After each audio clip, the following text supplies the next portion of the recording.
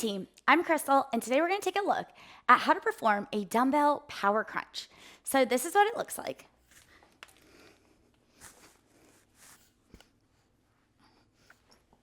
One, two, three. This is also what it looks like. One, two, three. So when we break this down, benefits of our exercise, we're building strength through our anterior core. We're also building strength and stability through our shoulders. We're going to start in our supine position, anchoring our heels into the earth, bending our knees, and then bringing the dumbbell between our palms to the center of the chest, elbows in tight, belly braced.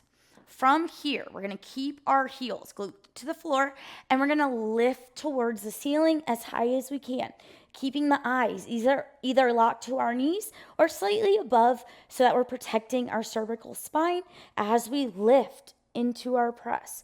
We're then just going to come back to the starting position, bringing our dumbbell back to the center of the chest and releasing our back to the earth.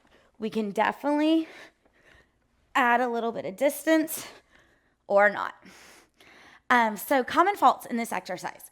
What tends to happen as we're building momentum and we're just getting tired and trying to move in and out of the rep is we start to lift the legs. And now we're kind of swinging into every rep and we're using the momentum of that swing to perform the dumbbell power crunch rather than the strength of the anterior core in our shoulders. So we've lost that isolation, we've lost the benefits, and we're not getting anything from the work that we're putting in. So we want to maintain the feet connected to the ground by actively pushing our feet into the floor and then lifting into that press, biceps to our ears at the top, big push, dumbbell through the ceiling, and then control as we release back down to the ground, every rep, every single time.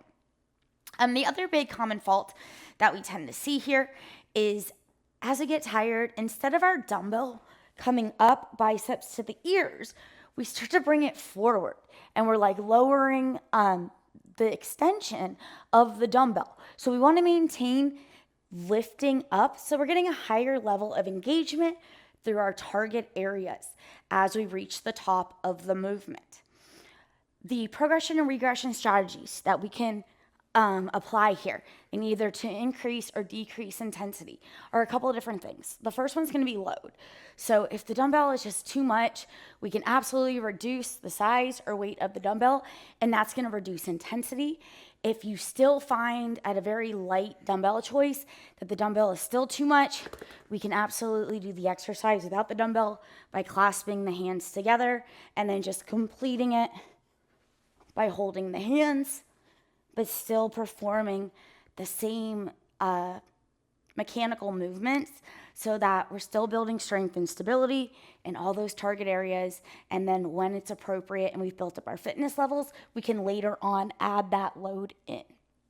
The second way we can reduce or increase intensity here is the range of motion of our dumbbell power crunch.